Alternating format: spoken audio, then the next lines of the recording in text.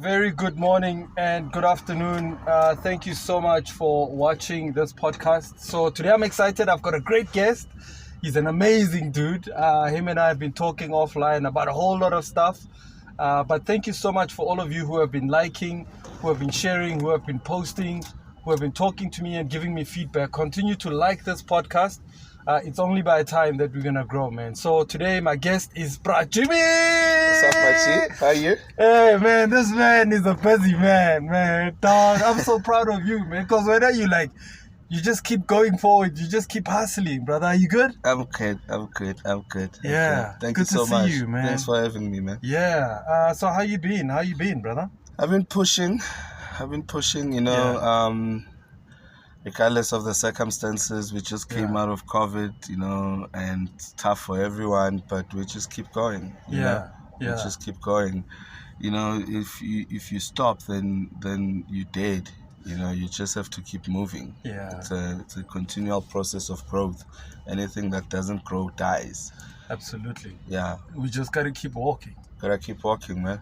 Yeah. I want to introduce you to our people because I think you like such a dope dude who's like such a, like I was saying to you, like a superstar, dog.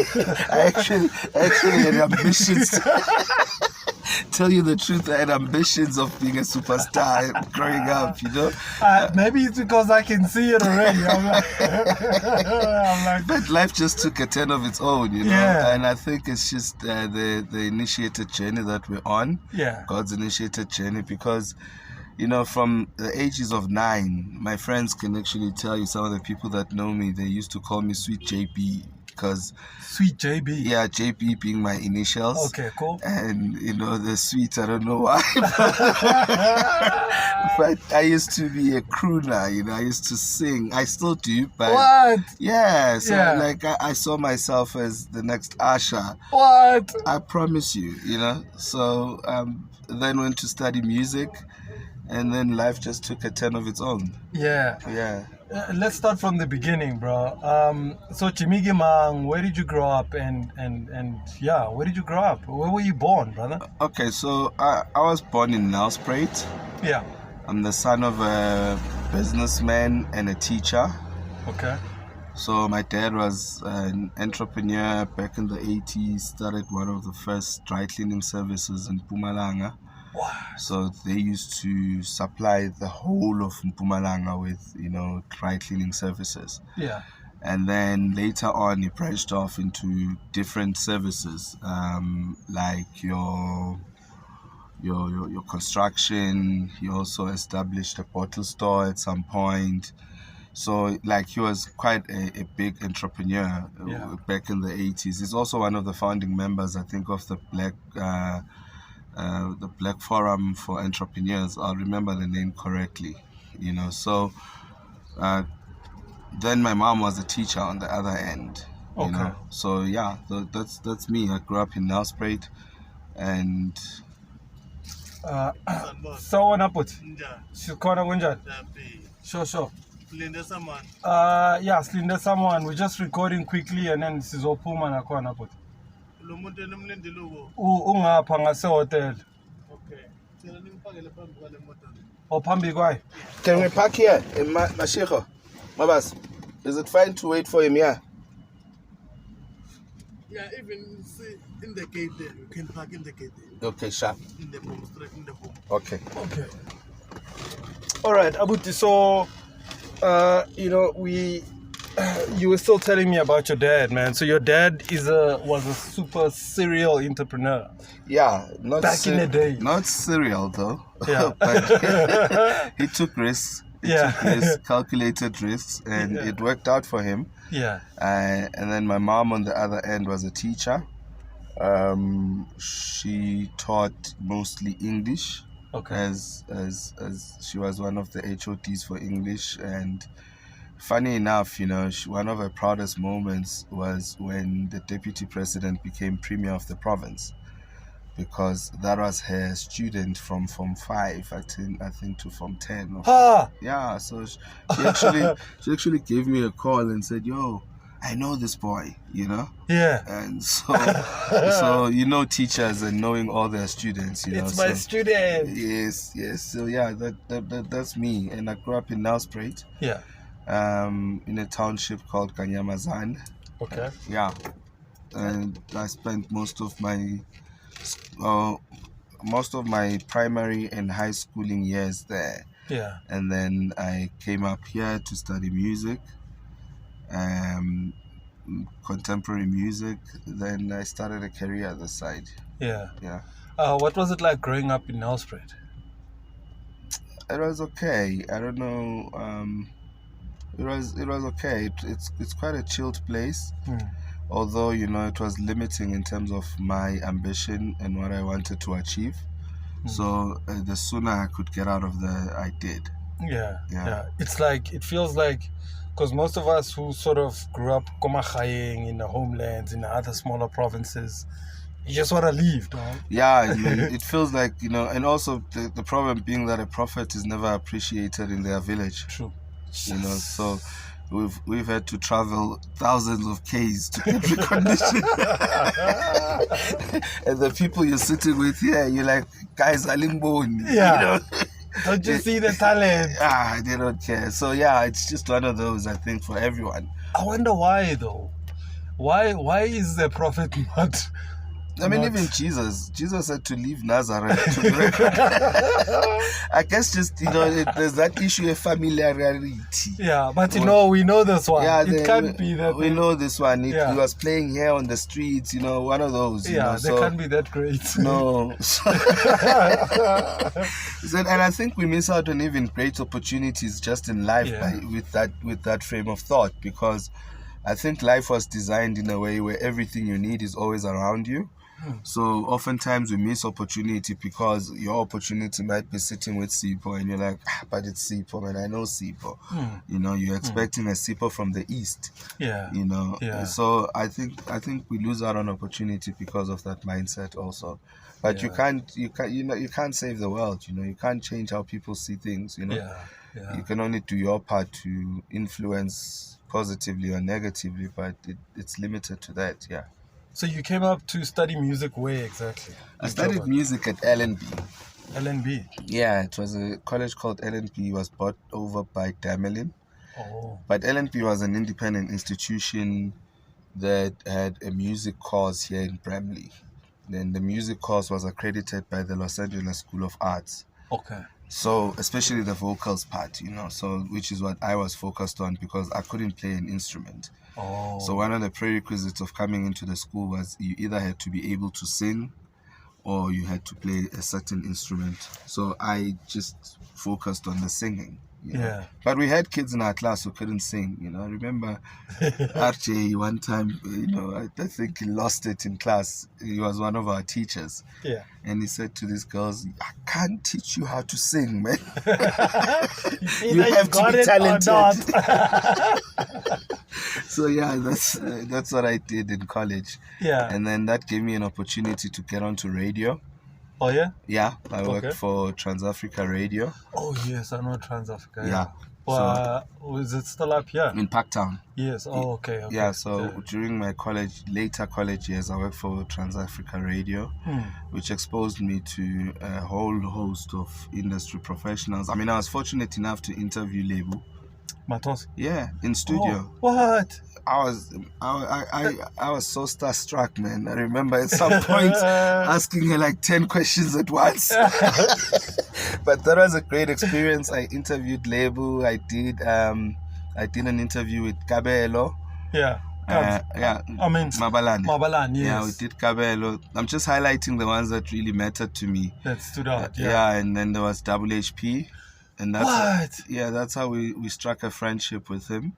I actually used to co-host with his late wife, Lerato, the mother of his child. Yeah, she was my co-host. Before they got married? Yeah, well, Jabba brought Lerato to me because at first I did an interview with Jabba. And Jabba then liked the show so much, and then he said, yo, man, my girlfriend, it was a girlfriend at the time. Yeah. Liamo, I think, was still very young. He was 2 or 3, and he was like, my girlfriend is passionate about radio. So Tons. she came through. She was amazing. So it was me, Lerato, and a guy called Ranzo. Okay. So we ran that show. It was called the Jimmy J Show. Oh, yeah? One of the only live shows on the station, because the show used to do pre-recorded shows. Oh, yeah. So we had our own show from 3 until 6 on weekends. Yeah. Which was then syndicated to all the African countries and played on the DSTV bouquet. Yo, dog, that's big, man. Yeah, so I really enjoyed talking to Lebu. Yeah. That's like the highlight, because I think about 6 or 5 or 8 months later she passed on. Yeah. What did you speak to her about? Everything, man. I mean, like her career. Yeah. Like I said, I got starstruck at some point and asked about 10 questions at once. But she was really cool. You know, she was really cool. She could see and she was not the person that you would see on stage. Really, eh? Yeah, she was like a really calm individual, you know, really closed off. You know, it felt like you were bothering her when you were asking questions. But she was cool. She was cool, yeah. So how does it feel to have spoken to two greats who are no longer here, bro? No, Kabelo is still here, man. I mean... Jabba. Yeah. Look, the Jabba thing was really painful for me, you know, because besides the issue of depression, Jabba was cool, you know. Jabba was a really cool guy, and I was fortunate to know him personally. So even when the whole story about him being depressed came out in the paper, I phoned Lerato and I said, what's happening with Jabba, man? But, you know, that's a story for another day. But, you know, it shouldn't have happened the way it did. And that was very painful for me, because I felt Tuguti, you know, he told us he had a problem, but no one paid attention to it. Because even in response, when I called Lerato, she was like, I don't know what's up with him. But also she had her own reasons. You know, she might have been hurt by the guy or whatever. But when I saw that in the paper, for me, I felt that was a cry for help. And when what happened was very painful for me. And like on Lebu's part, man, it's just an honor to have sat in the same room with her. You know, it's like I say, it's one of the highlights of my radio career. I mean, I've hosted a whole host of people there. Your Slylo Slaughters, you know, but the Lebu part just stands out for me. Yeah. Yeah. Do you think, I mean, on a Jabba issue, do you think, in fact, I was talking to another artist, he was saying 90% of artists will suffer depression. Yeah, it's a very cutthroat industry, you know. Part of the reason why in between 2005 and 9, you know, I had a thriving production business, which I decided to take a step back on and focus on building a family. Because I noticed, you know, during those years, even, you know, I've a lot of blank gaps where I don't remember what happened, where and how, you know, because of how the industry is. You know, it just gets cutthroat, gets hectic, you get busy, you're all over the show. So I then realized at an early age that I wasn't going to be able to have stability, and you really need to have stability to sustain here. You know, and I was fortunate enough to see an interview by this other lady that owns San Goddess. Okay. And she said, you can't have everything. You know, you have to choose. I think she was talking to Zem and Kansani when they still had a TV show. Oh, yes. And she said, you can't have everything. You have to either have the family or have the career, you know. And in this industry, people would assume that you can't have everything. You have to choose, or something falls within the cracks, you know. Yeah. So I took that decision because I realized that I'm not unique in any way. I could also, because depression is basically your avatar telling you they're tired of the character you're playing.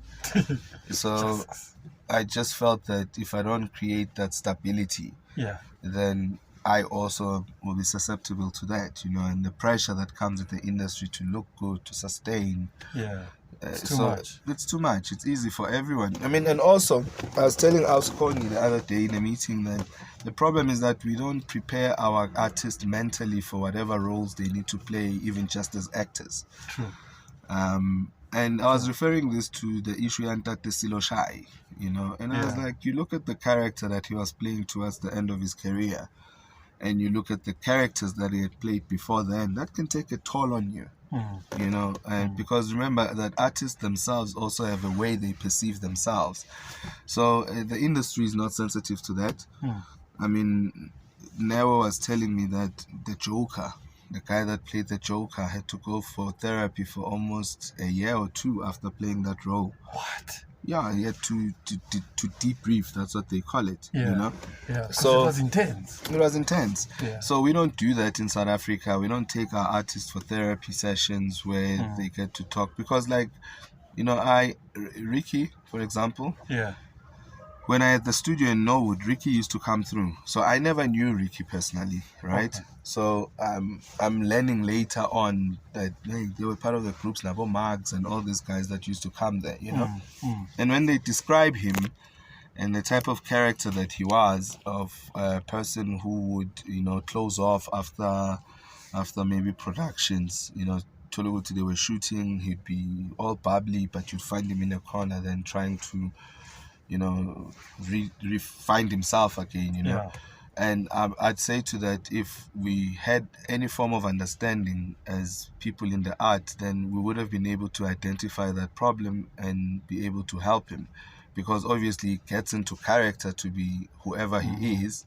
So we need to help them get out of character and understand that even though you are not that character that everybody idolizes, you're still lovable, So I think you're right. Everyone is depressed because everyone is going through a lot. It's just that those that will be able to survive are those with support. And if we could create mechanisms to support, not just the artists, but each other, then we'd not have as much, People taking their own lives and so on. Yeah, because, that's a cry out for help. I don't think anyone wants to kill themselves, It's just that, like, for instance, as you say, like, a guy can cry out. Ricky cried out in his music, but then he had this persona that people thought, no, but he's okay. He's just probably just like, you know. For me, when he took off his clothes on stage, man. Really? Yeah, that was it for me. I knew that something was wrong. I don't know if you remember that show. Oh. He took off his clothes and was left in his underwear. No, I don't remember that show. It's everywhere. It's trending everywhere. What? Yeah, so for me, that was it. I was like, something is wrong here. He even took off his pants? Yeah, he was left in his underwear. So for me, when I saw that, I was like, okay, look. Something is not right here. So people are crying out and we're not listening. I think the problem is that as a society, we're just not listening. But also depression is such a complex thing also, It's... Especially to us Botagi, because it's like guys won't even talk about it. You won't even say whatever fit, but I'm not feeling okay. I feel like I'm bottled in, and some can't even find the words to describe how they feel. And when you do, bazothi no, I long at you, he's acting out. Like, why is he? You're right, man. Yeah. Because I think it's really a misunderstood issue. Yeah. And it affects us on all levels. So, like, I'm really, really passionate about the issue of mental health. Even the next movie that I'm doing is centered around the issue of mental health. Yeah. Because I've also lost loved ones. I mean, the first person I lost to mental health was my co-host, Ranzo. And I didn't know there was anything wrong with Ranzo. That's what really hurt me. Really? Yeah. I didn't know, and I thought he was fine, Yeah. He took his own life. Yeah, until they found him dead, and that really hurt me, And then to you, he seemed okay. Yeah, he was fine to me. Yeah. But I think I wasn't listening also, because he did indicate, But remember that what also made it a bit complicated for me to pick it up is that then Ranzo he was a graphic designer who I employed in the company. Okay. So for me, he came out complaining about pay. you know, and I was like, but I'm paying you enough, you know, then cut a few things, you know, you don't need to have a 2-bedroom townhouse. So I thought Ganti, I think I wasn't just listening to what he was trying to cry out for, you know, and he left for Mahikeng to visit family and didn't come back, you know. Sure. And then there've been a whole host of other people, you know, and if I look at the pattern, it's just that we're not listening. We're not listening because everybody's we're very self-conceited. We're thinking about our own problems, our own issues. So to take somebody else's baggage, it always feels like, hey. Yeah, and it's quite unfortunate, you know. Yeah. That's why they're professionals. Like at some point, my mom used to play counselor to people, you know, like, and I used to say to her, don't do this, you know, because you need to first have the support yourself to be able to listen to other people's problems, you know. And eventually it weighed in on her very heavily towards the end of her life as well, you know. So I think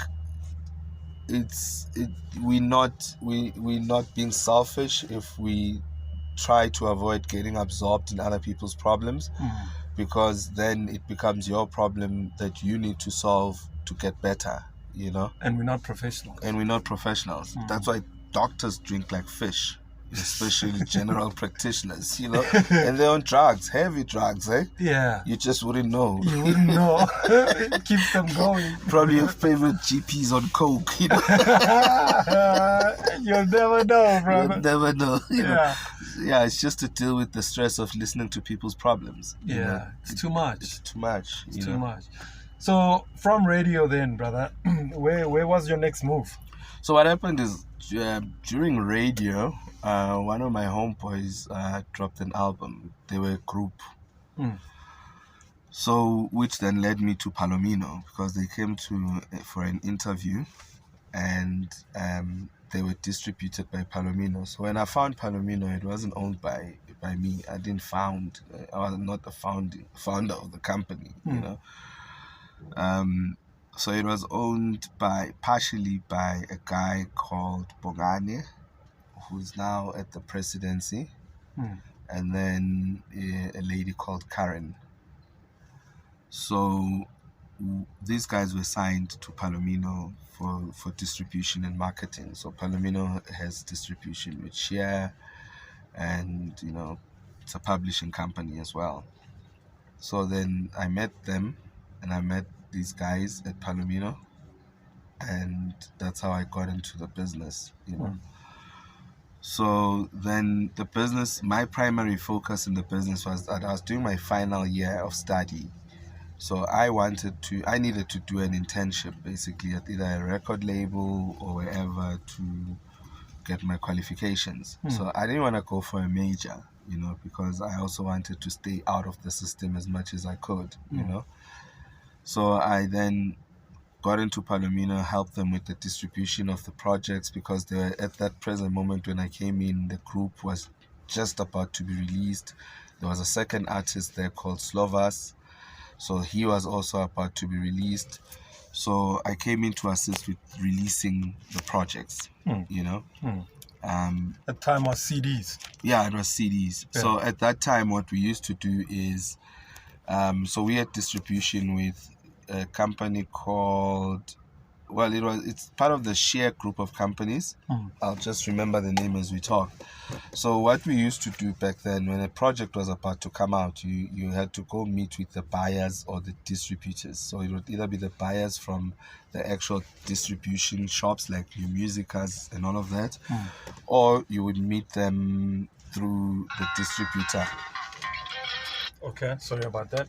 So the distributor would then set up like a team of buyers who would go into the retailers and resell your product on your behalf. So I'd meet with these guys.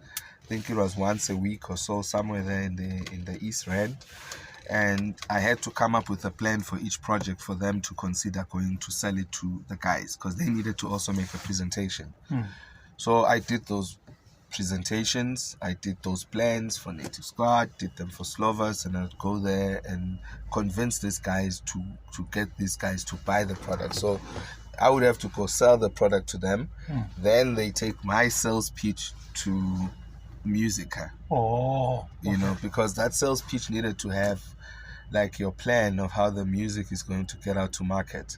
So if you were doing any radio spots, if you were doing any TV, you'll include that in your plan, you know. Your PR and marketing. Yeah, so I came in just to do that because Palomino didn't have any person that was informed enough to do that, you know. So I'd meet the buyers almost once every week, then they'd make a decision or go tell Musica stock up. The guys are going to be in Cape Town doing performances, so the CDs might move. So I came in doing that.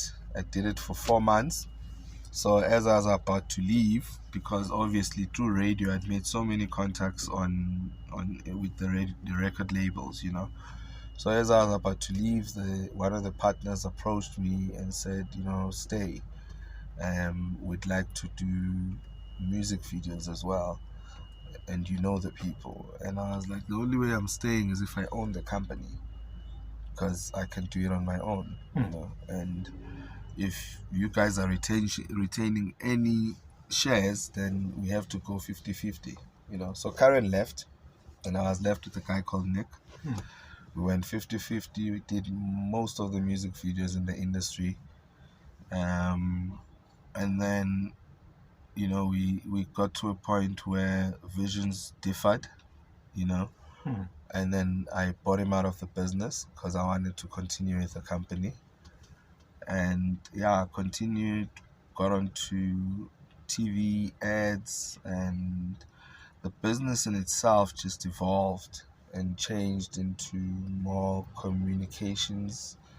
And, you know, yeah, so that's what I got up to after radio. So I focused on building Palomino. Yeah. Yeah.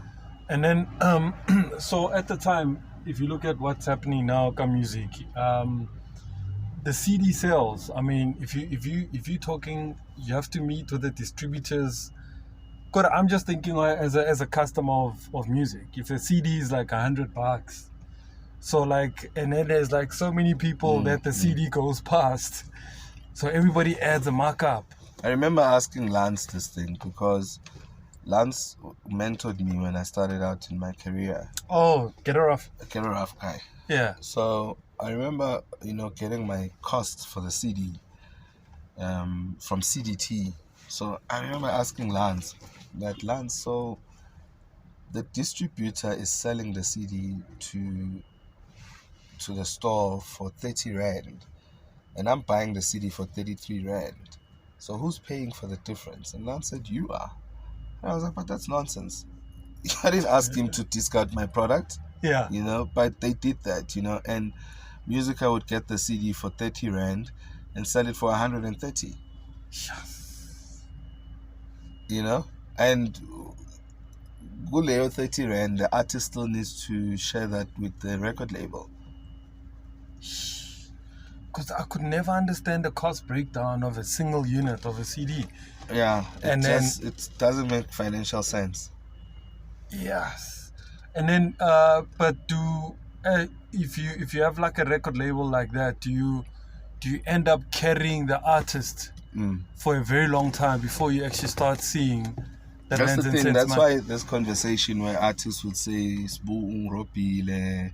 Yeah. It's really unfair. I mean, I used to roll with Lance and see him taking care of all of these artists, which he normally shouldn't have. You know, in my earlier career days, I'd go to 999, and you know, you'd see the struggles that Arthur would put up with the artist. You know, Come on, they are arrogant. developing an artist. You know, just developing an artist. Because when I used to rock up there, Chomi was still in her uniform. You know, and he'd take. You know, developing an artist, bro, you can't put a price to that, you know. Takes like time. I'm saying, Chomi would rock up in her school uniform there, which means this guy had to wait until Chomi was of the right age to release her, and all that effort and money put during those years, you can't quantify it, you know. I'd roll around with Lance, he'd be going to give people rent money, petrol money, and you cannot quantify that into actual value, because you're also saving another man's ego. Yeah. So then for the artist to then come out and say, yeah, this one chowed our money, this one used to feed us drugs, it leaves one with serious questions of whether is it really worth it, I remember seeing there's a Netflix series, or is it Showmax, where it's called Behind the Label. Yeah. I saw that, yeah. Yeah, just like the self-entitlement of artists. Bro, without thinking, damn it. Artists are the most deserving assholes, bruh. Like, I've had my fair share. Yeah. I've had my fair share. Yeah. They're the most... Look, bro, you have to be an asshole to be able to manage artists, eh? Yeah. I've had issue with certain guys in the industry in the past, but in hindsight, no, you have to be a beast, because artists are very self-entitled, eh? They take. That's all they know how to do. Yeah. And then, when some, like, a typical example, the issue Yaga Zahara and DJ Spoo. She would not exist. And he gave her the comfort life that she had. And the opportunity, Yeah. The opportunity. So, granted, you feel that you've been done wrong, but, let's approach things correctly, The self-entitlement that they come with is why this industry actually doesn't grow. And I don't think I was fortunate one time to see Kimora working. Kimora, former the ex-wife to Russell. Okay. And Kimora, as big as she is, when the photographer gives her instructions, she becomes like a little child. She takes instructions. And I observed that, and I was amazed. And even observing Beyonce work, they understand that they're never bigger than their craft. And I think our artists in South Africa miss out on that part, where they lose out on serious opportunities because they think they are bigger than their careers. Yeah. And wherever there's ego, man, there's failure. And also another thing is that, I know Casper's doing it now, and maybe AK slightly, but the fact that you've got the fame out into other things to say, okay, now I've got merchandise, I've got t-shirts, caps, maybe I've got an alcohol beverage, I've gone into partnership or whatever. A lot of our artists, if you think about all of them who were once famous, they just could not see how they can actually venture out, use the fame, and actually sell other products. It's because they've never been in a position where Casper is in, where he owns the brand. Okay. That's why Zola can't call himself Zola 7. Oh, he can't? He can't. You'd think he wouldn't have exploited that by now. He doesn't own the brand Zola 7. No ways. It doesn't. I was wondering where the 7 went.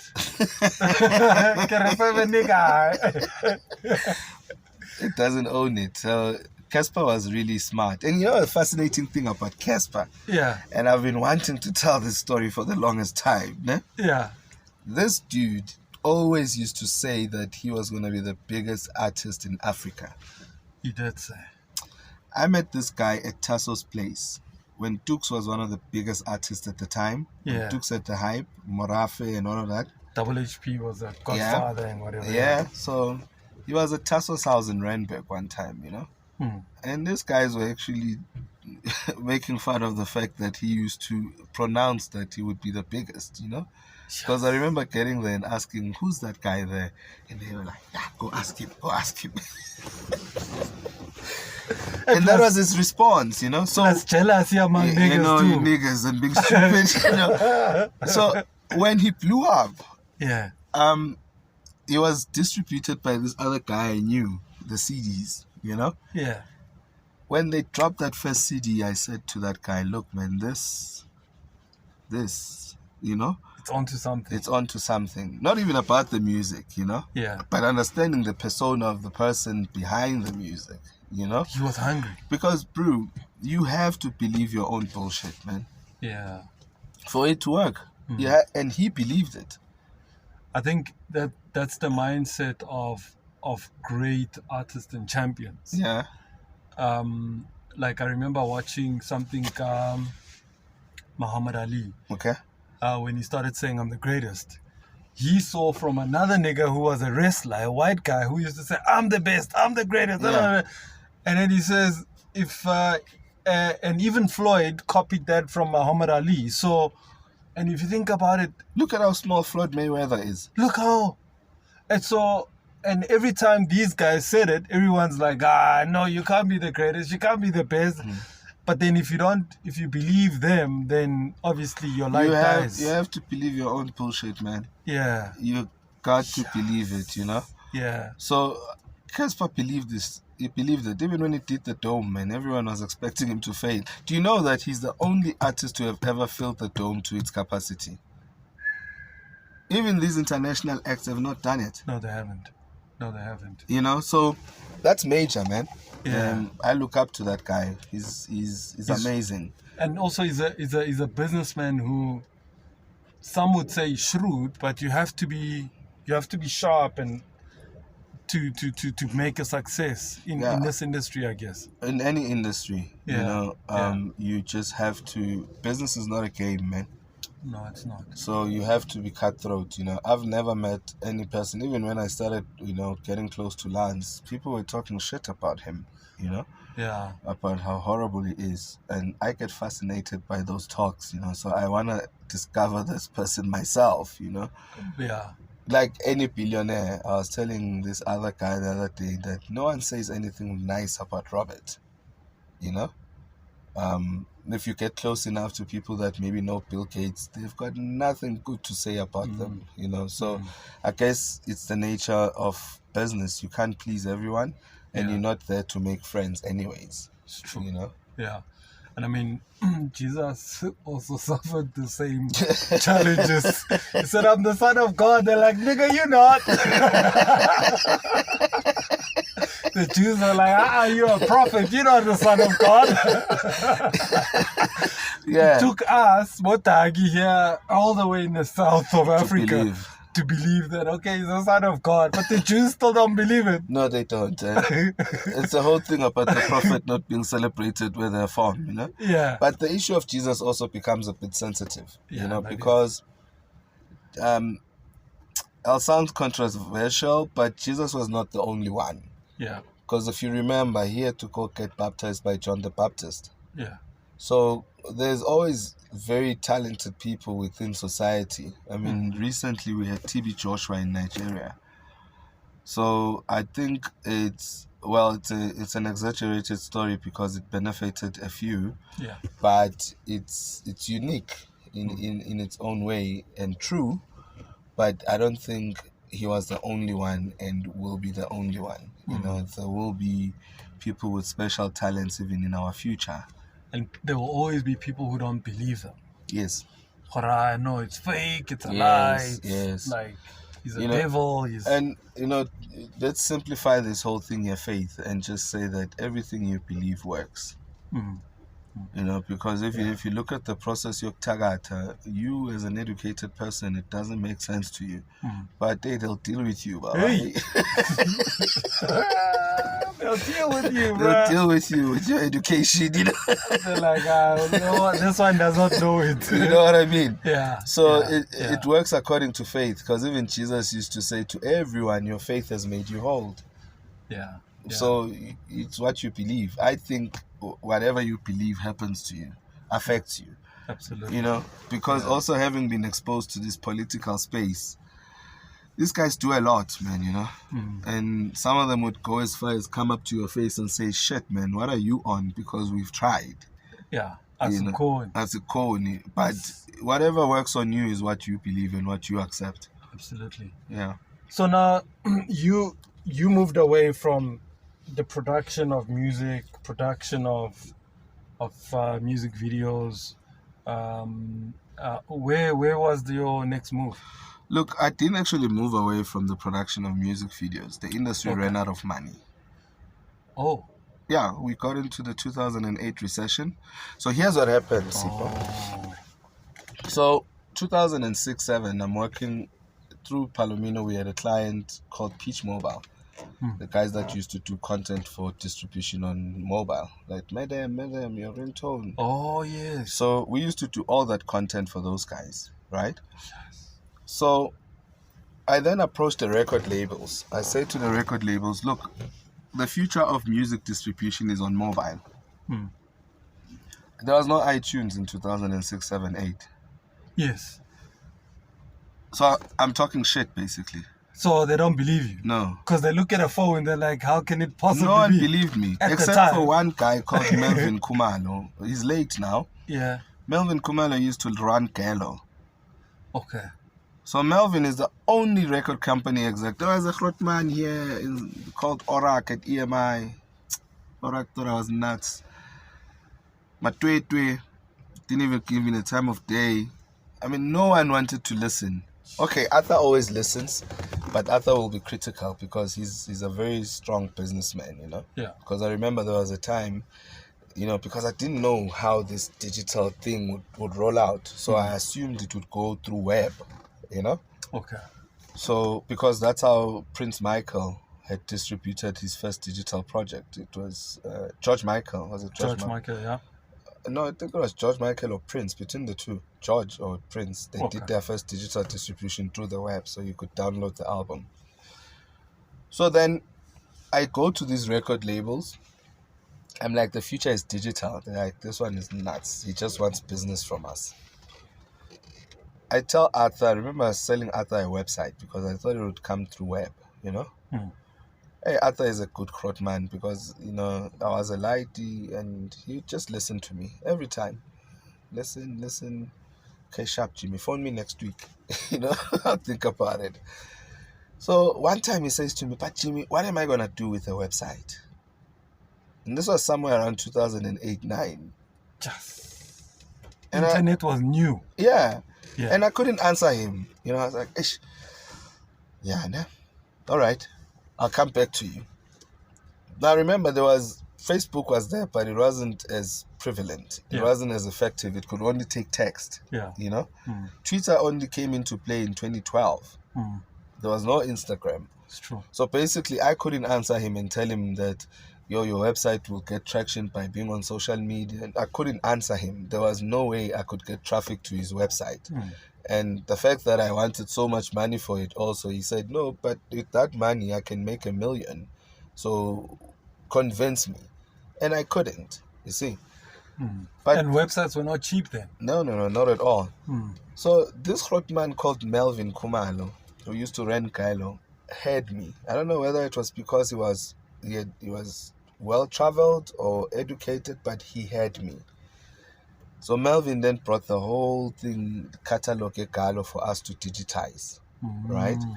So remember I said we used to do content for Peach Mobile. So I had a guy in the studio there called Dome from Soweto, the guy that did 985. And so I had Dome there in the studio.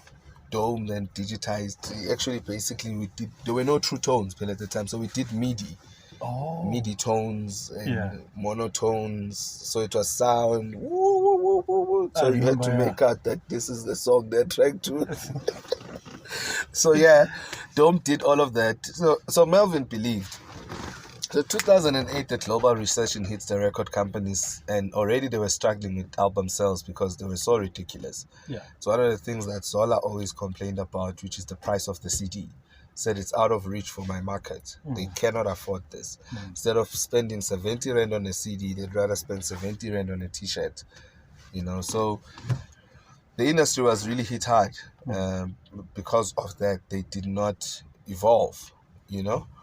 And here's what also happened after that. Melvin then left Gelo, and Melvin went and signed a few Mpakanga artists, Oshwi, Nomteka, Nomkumeni, and all of those guys, right? And then I linked up Melvin with David, who owned Peach Mobile at the time, because remember, Peach Mobile could distribute sound on the phone, those true tones and what.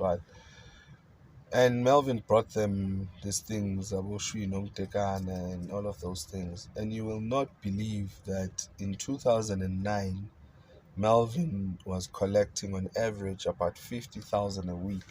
What? From distributing that unpacking digitally. What? So now, the guys that did not evolve, what do you think happened to them? Obviously died out. All got dropped. They all now had to rush to the other guys. What was the other guys that were distributing music as well? They ended up, the mobile companies also.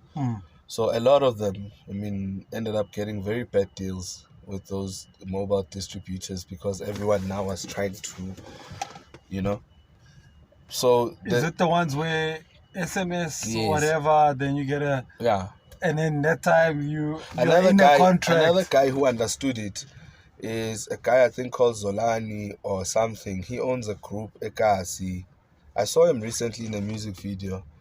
I remember the name of the group. He also got it because he used to bring his music to David to distribute, and even Lance didn't understand it. I just forgot what it's called. I remember the group, So Yeah. he also got it, But the industry died because of that.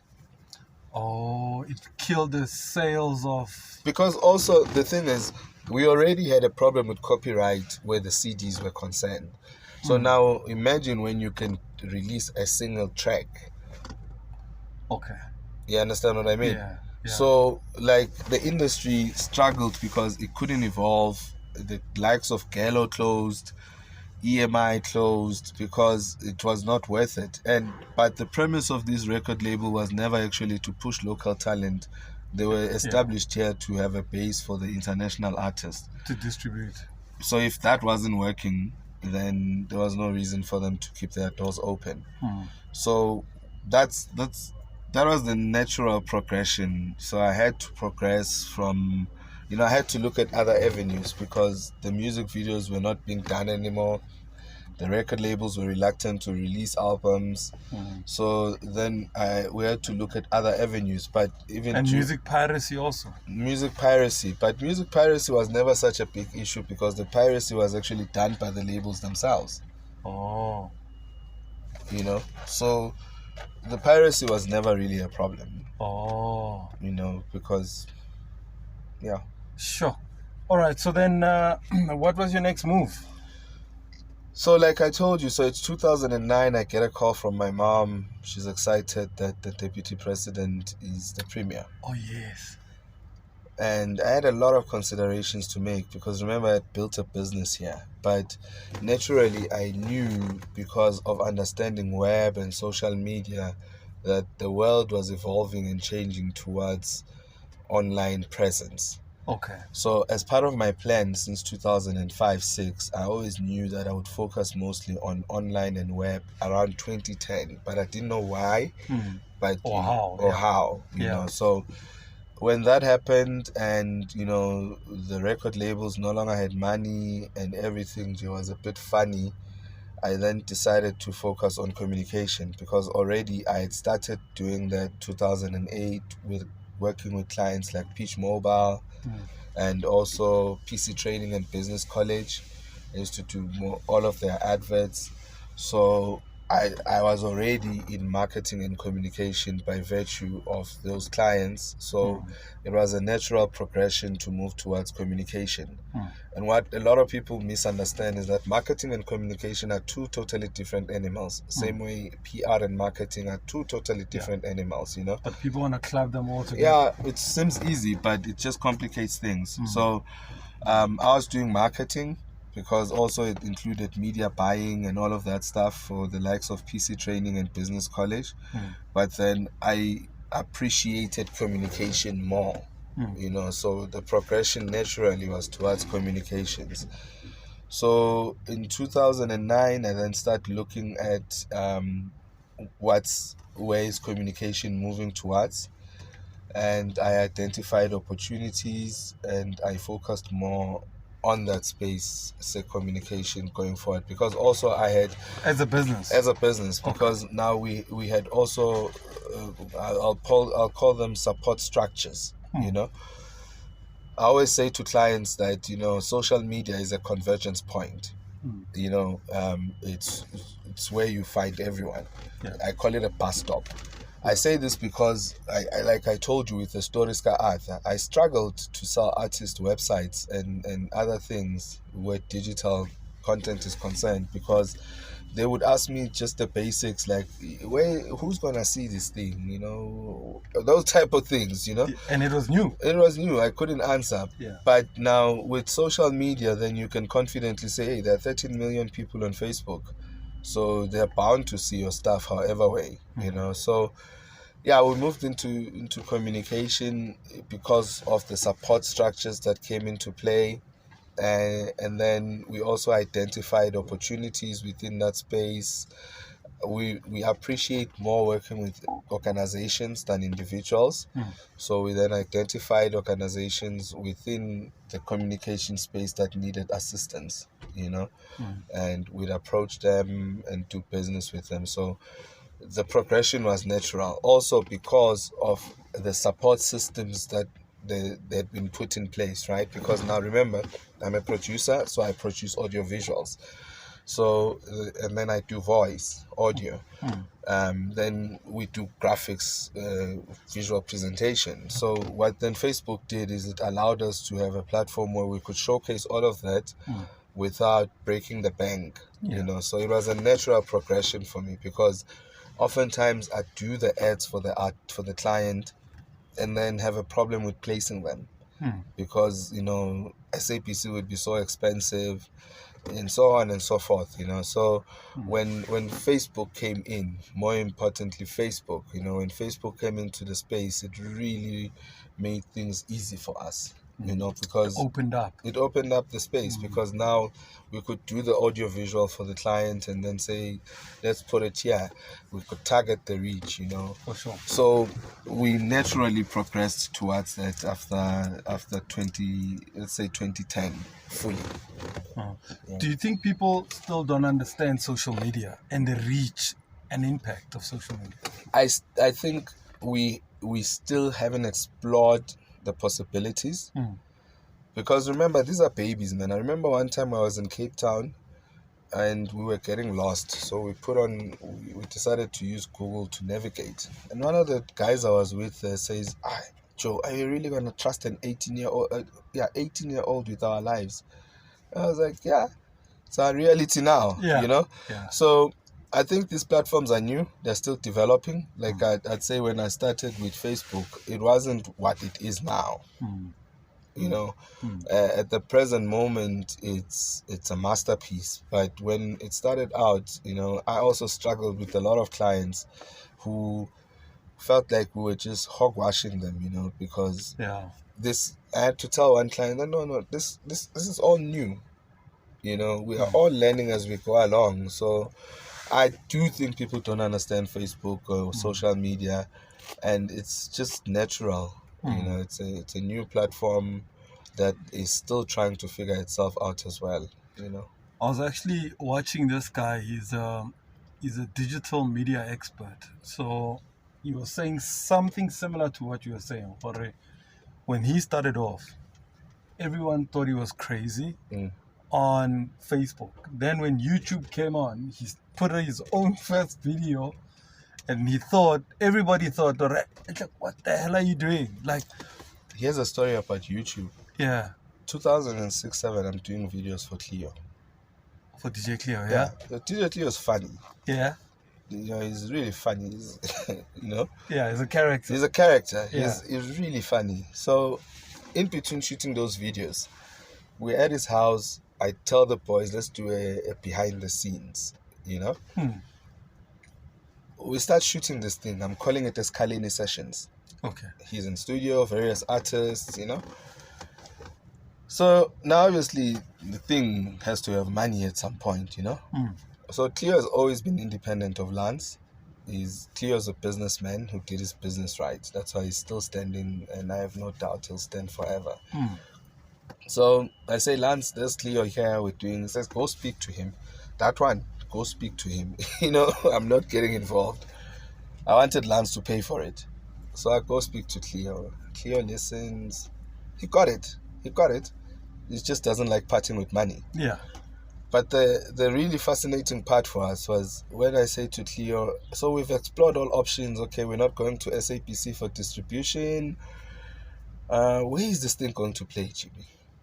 And I say to him, YouTube. I lost Leo in that meeting, bruh. What? He looked at me like I was nuts. Yes. Walked out of that meeting when Melvin, I remember. I lost him in that meeting. In hindsight, had he listened to me, do you know he'd be the biggest YouTube artist, or biggest artist in Africa on YouTube? Because when I was saying let's do reality shows, there were no reality shows. The first reality show to hit TV in 2010, bruh. It was the Kardashians. And you had all this content. But can you imagine like how big of a brand he would be? And this guy was saying, like, for instance, with all these social media platforms, Facebook, Twitter, Instagram, YouTube, everybody kept on asking him, what are you thinking? Now he was talking about TikTok 3-4 years ago. And then people were saying, no, it's just a bunch of kids, 11-year-olds, 14-year-olds. Let me tell you a story. So obviously, this communication takes me into politics. Yeah. So the president starts his campaign in 2016. Yeah. On Facebook. I go tell the acting chairperson of the province in Mpumalanga is currently the chairperson now. Yeah.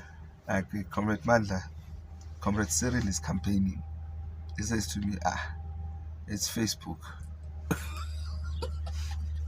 It's nothing. Yeah. Facebook has sentiment analysis, bro.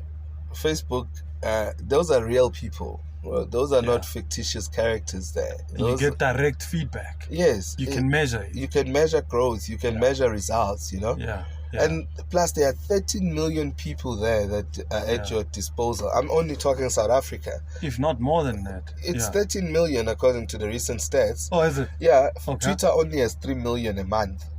What? 3.5 or something, you know? Yeah. So, it's, you know, if you fully understand what the platform is, then you will understand its effective, impact. its impact, yeah. So I got to study. There was a doctor. He's actually a German guy. He's a doctor. He wrote a book about Obama. So he gave me the book. I met with a guy here through some other white lady. I studied Obama's first campaign. Studied it. And I saw how he was using Facebook. Sentiment analysis. And I came and I was telling comrades about it. 2014, 2015, and I'm trying to say the biggest users of Facebook are in Joburg. Bro, it's a good thing you don't smoke weed because they just would have thought Banjo in Tsang, I said to them, he's on to something crazy. Maybe they thought you. They're like, and I tried to show them, and I even said, you can even segmentize. Yes, your reach. Your reach. You want to target women, you're going to target men, you want to target black men, white men. You want to target Bedford View. You can do it. And it's cheaper than going to put an advert on newspaper, put an advert on radio, put an advert on TV. Give me all that budget and let me use it on social media. They thought you wanted to get rich. Yeah, no, they thought so. And they didn't want to. And they thought, this one is crazy. And look now. You know, look now. Same thing. We were fortunate enough that, and I'm not just blowing his horn, Joe. Yeah. Like, Diti is really smart. Yeah. Diti got it. Remember I was telling you the story about the MSc I had a problem with social media? Yeah. They didn't get it, but he got it. You know, and he fully supported it, you know? Yeah. So, like, where that is concerned, man, I just think that the comrades are lacking because of lack of reach and exposure. we partnered with the telco data mining company recently. They've got an amazing product which allows for sentiment analysis and mobilization. They're struggling to roll it out in other African countries. More importantly, we're struggling here. I mean, we've brought it even to the attention of the presidency. Because what our system does is that it allows you to gauge sentiment analysis in real time and in foresight, right? So we can tell from what people are engaging or feeling about a particular issue at the present moment, how they're most likely to react to it in 2 or 3 months' time. You know, and you can build a strategy to avert that, you know, like with our sentiment analysis, not to blow our horns, but we could have averted the July unrest because it was prevalent in analytics that people are getting angry, people are getting agitated. We just didn't know what was going to trigger them. You know what I mean? So we've managed to make a breakthrough in Nigeria. And I was saying to my partners that the only reason we've managed to make a breakthrough in Nigeria is because those guys studied in England. So they were exposed to first world systems. We're struggling here, bruh. They don't get it. You know? They don't get it. And you like, you know what, ne? This tool, even just the social media itself, used effectively, we wouldn't have service delivery issues. We wouldn't. You know, because people complain because they don't know what's going on, you know? And a whole host of things we would be able to prevent and avert if we were communicating adequately, you know? And this platform, like you adequately discovered back then, has made it easy for us to, you know, to reach those objectives. So I was getting back to this guy being smart, right? They were smart enough because I said to him, well, you can't walk into people's houses anymore. One day Makalima has been saying, I don't know, for the longest time, that the urbanization is making us lose members because we're struggling to reach them. So why aren't we using conventional means to get to them? Because one, we live in security states. True. You can't just come there and leave a pamphlet for me. You understand what I mean? Yeah. But we all have cell phones. We're all on Facebook. I mean, even a suggestion that send them messages, guy. You know, the crazy thing was that the ANC in Joburg, I was actually telling the story yesterday that they sent me to London to go and study the Labour Party. Remember you told me that? Yo, dog. We come back here with best practices. And practices, they're like, I'm saying to them, who still goes with a street sheet in a suburbia? Because it's trespassing. You understand? You can't just walk into my yard. You can't go to gated communities, high walls, and you want to use a street sheet. And then on top of that street sheet, you don't know if it's a 9 or an 8 or a 6. And then when you come back, those issues that are contained on your street sheet, they stay in a branch. They don't make it to the region.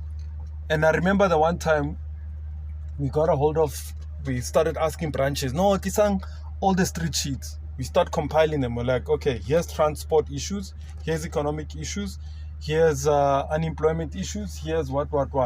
Where now you're the MMC of transport, MMC of housing, MMC of this, resolve the issues as per how they were raised.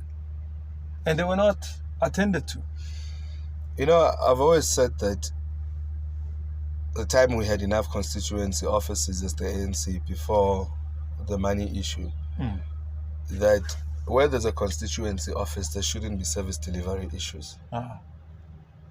And I think, you know, we can get sidetracked with this because we're passionate about it. Yeah. But the long and short of it, we seriously don't have a resource issue. We have a capacity issue.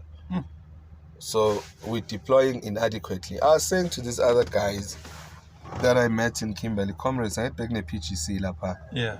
So I had an opportunity to engage with comrades, you know. And I feel bad, Mina, because I wasn't part of SASCO or COSAS. Yeah. You know. We don't have those credentials. Yeah. And forget the credentials. If we had been part of those groups or formations, we would have actually had a meaningful impact. I was saying to this other comrade that it's our fault that we allowed these imbeciles to run this thing for such a long time. We have two options now. We can either reclaim it or run away from it like cowards. But the best option is to reclaim it because it's our fault. If we had participated in student movements, is right now. But instead, there are these idiots there, which we are complaining about because we did not participate. When good men do nothing, you allow Ripari to take over and run us. And at that time, you can see there's no capacity there None at whatsoever. all. You can't have an MEC worried about Facebook when the department is in shambles. Do you understand what I mean? Like, what are you concerned about? What are you, you know? So I want to ask you, so you helped the ANC in Mpumalanga to establish the online platforms. You went as far as to create a Call center. a call center as well. The purpose of creating a call center was for people to be able to report issues directly. Here's why we created the call center. So the then DP at the time says to me, help us with communication. And I didn't even understand what he was talking about. So I had to go and apply myself now. What do I need? What can I do for the organization? And then I realized that there's some form of detachment between the ANC and the people. Yeah. You know? And I found that the people appreciate it when they find that engagement. That's why they always take our T-shirts, you know, they take whatever we give them. You'll be driving around in ANC regalia, hey, comrade. Then they come and they speak to you about their problems because they assume that you are close to leadership, you know. So I said to DP, look, I need to set up a call center because we need to bridge that link between the ANC and the people. And this was in 2014 when you came back from London. And he got it, which was surprising for me. He got everything, you know? Even went as far as asking me, where do you want us to work? I was like, no, man, I run my own business, you know? I run from my office. What way? He's like, no, I'm thinking you should be here. Yeah, set it up here. So he got it, you know? And that was why we eventually set up that call center because, you know, we needed to bridge the gap between the public and the ANC. And, you know, from reports I got from that when we launched it eventually, people really appreciated receiving that phone call, you know, even non-ANC members, because we would even have access to just normal people, white people who are not ANC members, who would appreciate the fact that we phoned and, you know, would end up telling us what we did not know, you know. So the whole idea behind that call center was not only just for calling purposes, but it was a data center. Because remember now, we had started all these social media platforms and people are engaging them. So we needed a platform where we could fully engage and respond to issues. Because during that tenure, then I got exposed to the constituency offices. Hence, I will say to you, we shouldn't have a service delivery protest in any town or ward if there is a constituency office. That is effective. You know. So it was basically to bridge that gap and get effective communication between the organization, its members, and the members of the public. So where do you think we went wrong as a movement? Bigotism. Okay, explain that. It's this thing of entitlement, you know. I think a spirit of bigotism came into play in the organization where people felt they deserved certain positions by virtue of being available for the ANC for the longest time, you name it, you know. I was in exile. Blah, blah, blah. So we began to breed a lot of bigots, which are in very high positions at the moment. Like, there's no reason why the ANC should be owing service providers after every election. There's enough money. And it's actually the only biggest party that leaves an election with debt. It's because of bigotism, you know? Selfishness. Bigotism is the highest form of selfishness. I think that's where it went wrong. And I have to put it out there that there's nothing wrong with the ANC. There's nothing wrong with the ANC. It's the people within the organization which have a problem. And that's not a big issue also. That's why I could never leave the ANC, because it's not the issue. And the people that are an issue, they die, they leave. So it shouldn't be a factor, So I think that's where it went wrong. Bigotism, self and personal entitlement from various leaders and people in positions of power. Like, it's not your money, Joe. It's the department's money, So I think bigotism is the problem here. And if we can read the bigots, which I think, is what the organization is trying to do, read the bigots, then, we will have something. Is it possible? It is possible. Is it not too deep? No, it's not too deep. It's just we have to arrest people. That's just that, It's because when you become a bigot, you become clumsy. But think about it. If NEC and at least, let's say, an estimate of about 60% of them are embroiled in some corruption or the other, 60%, then it could be high. It gives room for us to occupy those positions. Do you think they'll allow it, though? It's what I'm asking. That's why we've implemented a step-aside rule, because people will not allow it, People don't want to let go of power. Like, you ask yourself, this minister has been minister since Mandela, Joe. Why aren't you giving other kids a chance? You're not going to lose anything. Your packages, everything, they say politics is the only one that people don't retire from. They have to get fired. They have to get fired or die. Yes, that's true. Eventually we'll get it right once those bigots are gone. Because retirement is 65. So in a workplace, you should be gone by then. You should be gone. But it's only in politics, in parliament. You'll find a 90-year-old. Yeah. Your councils, you see already these people are tired. Care councillor, but you say, walk from here to there just to monitor the streets. They can't do it. Hey, it's difficult, man, the things we see. And we love this movement, bro. I was actually frustrated. I think it's been the last 2 weeks, just my frustration to think, and like Owar Tambo warned us against these things. Utata Nelson Mandela warned us against these things. Like, be careful of what you are going to become. The wage drivers. Be careful of, wait until, if you think waging a struggle against the liberation, it's difficult. Wait until you're in power. You then realize how difficult it's going to be to stay in power. Yes. And if you look at the history of liberation movements, they're only in power for 20 years, 25 if they are lucky. And then you look at the trend of where liberation movements lose power. They lose power in the inner city centers.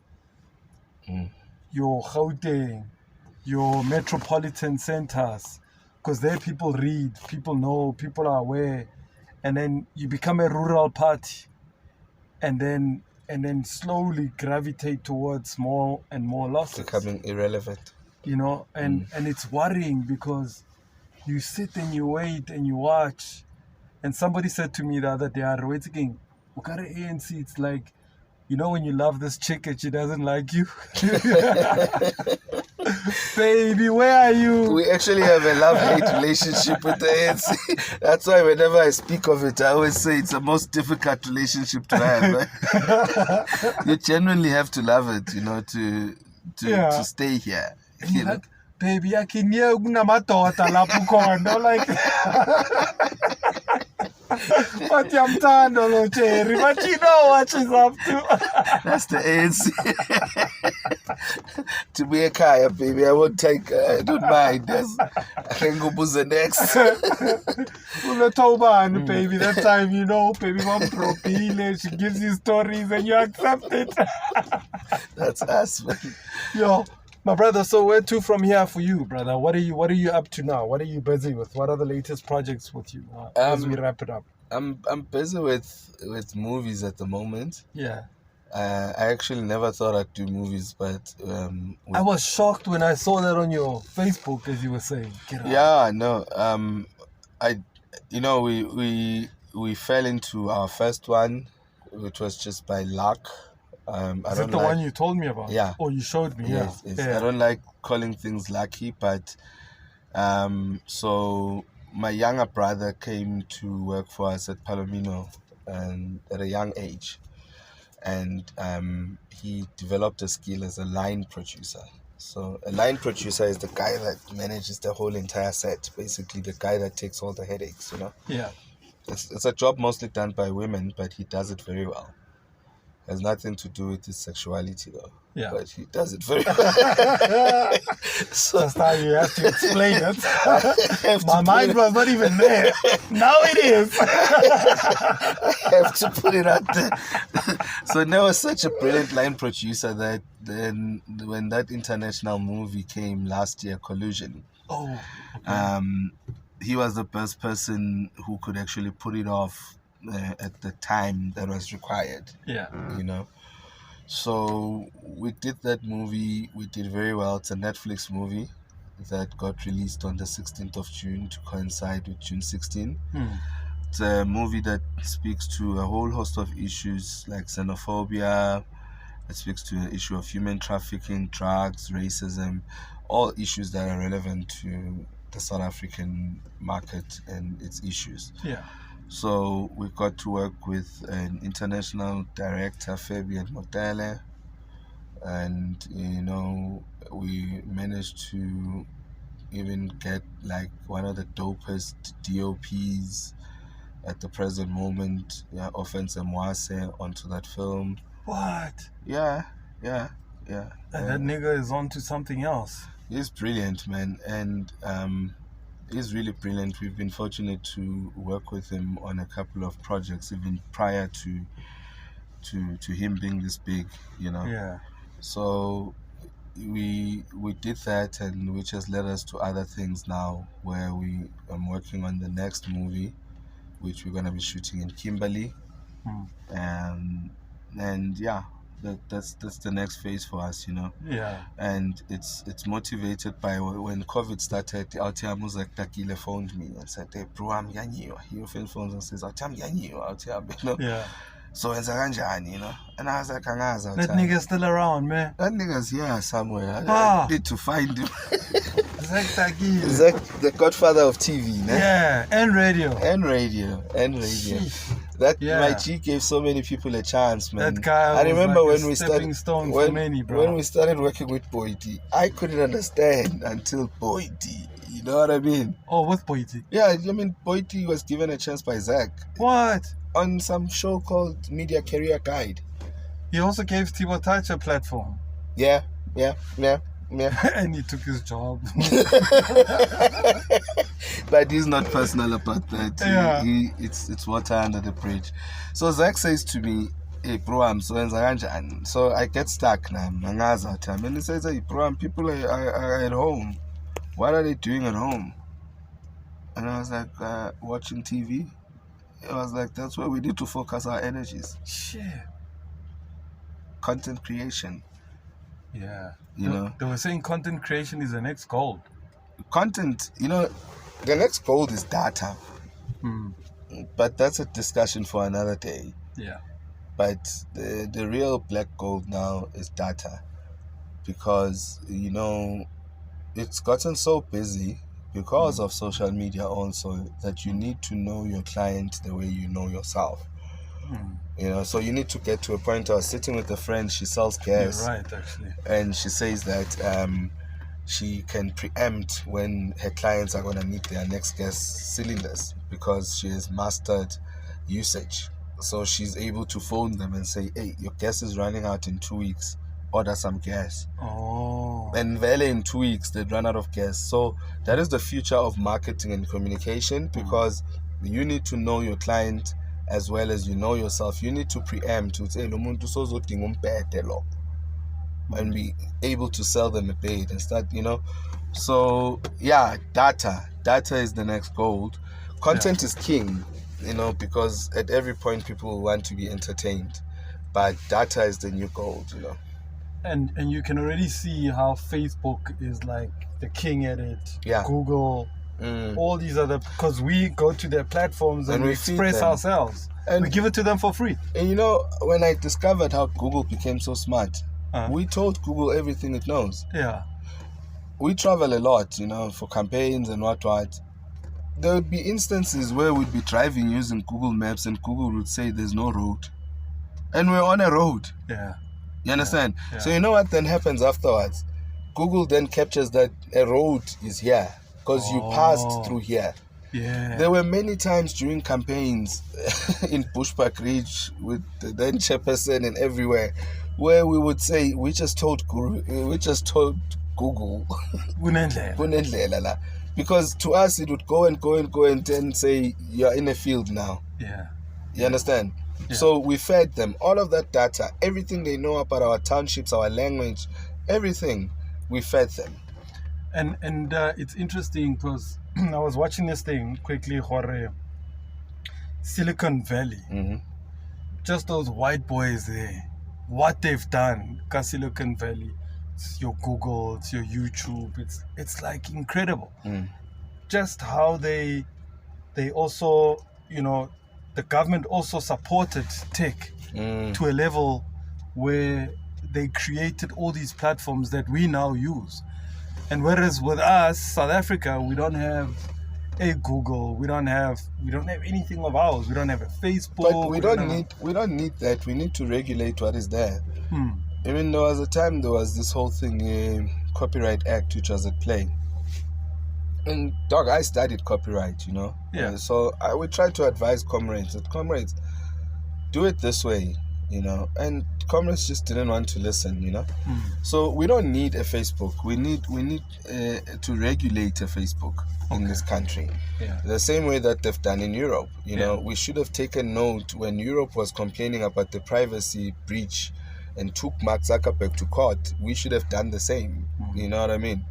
So that's what we need right now, because look, there are many reasons why Facebook was established, and one which is prevalent is that the CIA just needed to be able to spy on everyone. I don't know how true that is, but it looks very feasible looking at what the platform can do. I don't know, because look at, America, school shooting, like shit happens underneath their watch. But there are more social media networks that side, and they're not using this platform as much as we are. 9/11 happened under their nose. Shootings have happened. But the Facebook came after 9/11. Oh. Because it was established in 2004.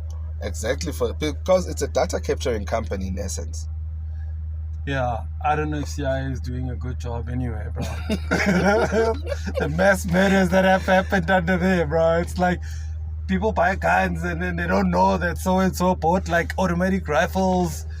It's their gun laws that are letting them down. Yeah. And exposure and access, But that's a conversation for another day, yeah. Yeah, but also it leads us back to content, né? Yeah. People become what they consume. Yeah. If you remember Yizo, what it did to children at school. It did. So the American story can also be blamed on the content that their people are exposed to, and what they are feeding their nation. Yeah. You can't make it easy to buy a gun and expect people not to shoot one another.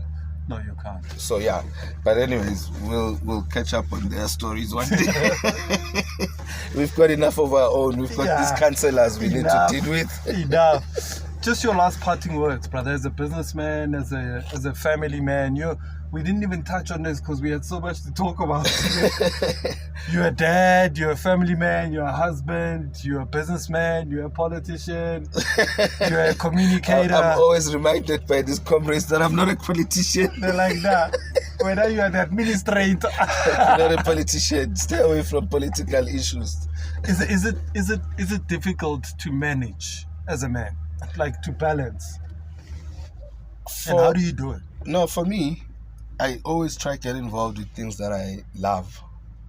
I never do anything I don't like or I don't love. Okay. So everything has to interlink. So I don't like feeling like I'm working. Okay. So everything has to interlink and it has to be part of the fun. Yeah. So it never feels or gets to a point where I feel like it's overwhelming because I enjoy everything. So whether I'm communicating and creating content, it's part of what I enjoy, or whether I'm doing a film or I'm doing music or whatever. There has to be that element of my passion being in there, So same way, it never feels like straightness for me because I always have enough time, for almost everything because it never takes its toll. So I never get home like I'm too exhausted to chill with the kids. Well, it does happen that I get tired, but still, it never feels like, it's work. I have to, I'm going home now. I have to sit with the kids. Then tomorrow I have to wake up and go. It never feels that way. It's just like a flow of things. So I don't think I have any wise words for balance except to say let's try get involved with things we love and are passionate about because then it never feels like work. Yeah. How many kids you got? 3. Sure. Yeah. You done, brother? Did you throw the keys away or you still? I'm looking for twins now. And then I'm done. Yeah, I just... You would have 5 kids, dog. And you know what they say about a lot of kids and poor people? So I'm thinking about it, but the thing is, in my family, my bloodline, there isn't a lot of us, Okay. Like I'm sure you haven't come across a lot of Abu Baloyi. Yeah. Yeah. That's why every time we see one another, we assume we're related somewhere. Yeah. So, I just want to do that for the sake of, keeping the family legacy going. I'm hoping there'll be boys, because another thing, we get a lot of girls, Okay, so you got 3 girls. No, I've got 2 girls and a boy. Okay. Yeah. Okay. Sure. Yeah, so, but I'm thinking about it because also, Joe, it's so expensive to have kids, and at some point I want to retire, Yeah. And kids need you there. I was actually talking to another guy about it to say, if you have a child today, by the time that child turns 16, you would have spent more than 2.5 million. And how old would you be? Because I'm 38. So if I'm having a child now, by the time they turn 16, I'll be 60. Yeah, if you have them now, it's So at least it's- about 60, 63, 64. Bro, it's not feasible, eh? No. Now I was actually telling my kids, I said, you know what, I can't wait until you guys are out the house, yo. Sisonke, bro. I'm like, I tell them all man. the time, man. Like, I've set like a timeline, even 21. I need everyone out of here. You turn 21, go find yourself. I said to them, I told my daughter, in fact, I wanted her to travel more. I said, go work on the ships, go work in the US, go au pair, go see the world, because by the time, and I said to them, I don't want you to make the same mistakes I've done, where at 23, 24, you settle down, you have a family, and then you never get to see the world. Or it costs you more to travel. Now you've got 3 or 4 kids to try and go to London. So what we've been trying to tell my wife's sister's daughter, who rushed into marriage at the age of 21, Yeah. to say, I take your time, see the world, Go. enjoy your money, because, I had to build a family because the first child was there and I wanted all my kids with one woman. So I had to build a family. But if I had been given enough time to plan for it, I would have planned for it much better and maybe put it off for a later time. Me too. Me too. I could have waited until I was 40 before I had a child. That would have been the best move ever, except, I was thinking I'm maybe 28, not 40. But yeah, that's where we are, I'm like, no, but I don't regret anything. No, I'm just saying. No regrets at all, but then we could have had a bit of time to plan, Yeah. you know, and we could have done a lot of things better, you know. Could have saved a lot more. Yes. Could have done a lot more. Yeah, that's my biggest qualms, the saving. Yeah. Yeah, could have. Could be Because now sitting it's like pretty. pockets have holes, dog. Hey, I could be sitting pretty right now. You Yeah. know, if I had enough time. Yo, my brother, you have been such an amazing guest, man. Thank you so much for sharing your story and for sharing your life and just being a genuine guy, man. You know how difficult it is to find genuine niggas, man. Like, you know, because, you know, guys, man, we're like so bottled up in egos, bottled up in I'm the man, bottled up in titles, bottled up in, you know, things that we think we accumulate. Meanwhile, your true authenticity is what is inside of you, you know, and keep being so genuine, man, you know. Thank you, man. And it's hard to find rare, real people. You know, and may God bless you in everything. And I know you put Him first in all that you do. I do. I always tell my friends and associates that there's two ways you can live life. You can live life where you think you know, or you can live life where you put everything on God, and it makes it a bit easier because then you don't have to make all the decisions, and also you don't have to take all the blame, you know. Yeah. So can say God told me this. yeah, God told me. And they're like, yeah, okay, we get it. It's not your fault. Just one work in court, but you can try. So yeah, man, I just have to do that also for my sanity. You know? Because absolutely. Yeah. But thank you so much. No, it's been awesome, man. You and I can chat the whole day, man. We should do a 5-hour podcast. We should do a 5-hour podcast. Because, you know, I always think, and I think it's the reason why I created this podcast, because I knew at times, because, you know, I love mentoring young people. Yes. Teaching, sharing knowledge. And I found that you can't be with everyone at the same time. Yeah. So if we do a session like this, there's a nigga out there who's going to be sitting and looking and say, man said something, you know, has shared something with me. And that's why I found that to do a podcast like this, it allows for us to be able to share ideas and teach guys who come after us. Because you and I know, brother, not many guys our age group could sit with us and teach us and say, Ndwana, wait for a little bit. Don't rush into this family thing. Don't make this mistake when you buy your first house. Don't make a mistake buying cars, impressing chicks, you know. And if you think about how many mistakes we've made, if we had a Machrotmani who could teach us, we would not have made as many mistakes as we have. You know, like there's a line in one of these old albums I got Dukes where he says, you know, when my younger brother comes to you, he's not asking you for money. He just wants exposure. Show him. Yeah. You know? Yeah. So this is highly appreciated because someone gets to see something, learn something which under normal circumstances they wouldn't have. Absolutely. You know? Because all that a Kasi child needs, man, is exposure. Yeah. I was saying to the guys in Kimberley, you know, once they see, they'll do it themselves. True. So our duty, you know, when God blesses us, God has blessed you with such a nice platform, it's to expose the possibilities and inspire the hood, you know. That's all we can offer now. Yeah. You know? Absolutely. And we should offer it with the best of our abilities, you know? Yeah. Just exposure, you know? That's true. So like even, you know, there's a lot that goes on that we don't share on social media because also you're worried about overexposing and also looking like you're bragging, you know.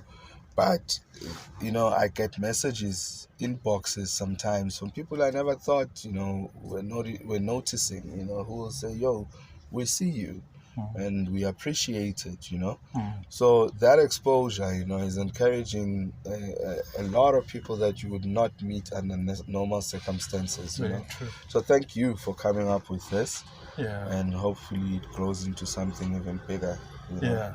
Yeah, you're in Mr. President, brother, in a vintage. Thank you so much. Actually, we've got one of these. If you watched Collusion, Yeah. we didn't crash the actual. Oh, now I'm spoiling it for everyone. Okay. So, but we've got the car. Okay. So I'll show it to you. I think you'll like it. It's really the one that guy drives in. Oh, yeah. Yeah, we've got that. It's really nice with the rims. Oh, so it's you guys. The car is there. Oh, okay. Actually, I should get you to see it. Maybe you might want to take that one. It's very nice. It's very nice. I actually want to put the new dash. Oh, yeah. The new C-Class dash. Oh. And the seats, and then just leave it the way it is outside. Yeah. I mean, I think these things you can do so much cut on. And this is Baba. This is a true car. Yeah. You know, I've seen somebody put an AMG C6. C63. I saw that too. C63. That's where I'm getting the idea from. Everything is electronic. It's like a C63 inside, and the engine. It's just the body. And that thing, it's heavy, but it moves like crazy. I mean, yeah. That's what I want to do. No, nice one, brother. Thank you so much. We're out. All right. Thank you. All right, so we out. Boom.